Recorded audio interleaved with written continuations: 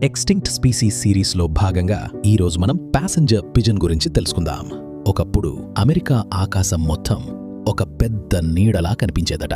మబ్బుల వల్ల కాదు, లక్షలు కాదు, కోట్ల సంఖ్యలో ఎగిరే పక్షుల వల్ల. అవి ప్యాసింజర్ పిజన్స్. ఒకే గుంపులో బిలియన్ల పక్షులు ఎగిరేవి. ఒక ఫ్లాక్ వెళ్లడానికి గంటలు పట్టేదట. అవి ఉత్తర అమెరికా అడవుల్లో జీవించేవి. గింజలు, పండు తినేవి.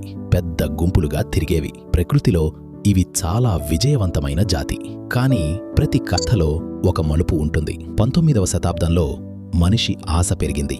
ప్యాసింజర్ పిజన్ మనుషులకు ఒక సులభమైన ఆహారంగా మారింది. ఇది సాధారణ వేట కాదు. గన్లతో, వలలతో, పొగతో ఒకేసారి వేల కాదు, లక్షల కాదు, కోట్ల సంఖ్యలో పక్షులను చంపేశారు. ఆకాశంలో ఎగిరే గుంపులను నేరుగా నేలపై పడగొట్టారు.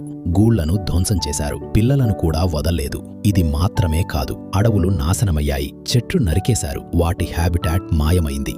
ఒకప్పుడు ప్రపంచంలోనే అత్యధికంగా ఉన్న పక్షి కొన్ని దశాబ్దాల్లోనే పూర్తిగా కూలిపోయింది. 1900లకి వచ్చేసరికి ఇవి చాలా అరుదుగా మారిపోయాయి. ఎక్కడా పెద్ద గుంపులు కనిపించలేదు. 1914 ఒక జూలో మార్ధా అనే చివరి ప్యాసింజర్ పిజన్ చనిపోయింది. అక్కడితో బిలియన్ల సంఖ్యలో ఉన్న జాతి పూర్తిగా అంతరించిపోయింది. ఇది మనకు ఒక ప్రశ్న వేస్తుంది. ఇంత ఎక్కువగా ఉన్న జాతి కూడా ఎలా పూర్తిగా మాయమైంది? సమాధానం ఒకటే: మనిషి చర్యలు.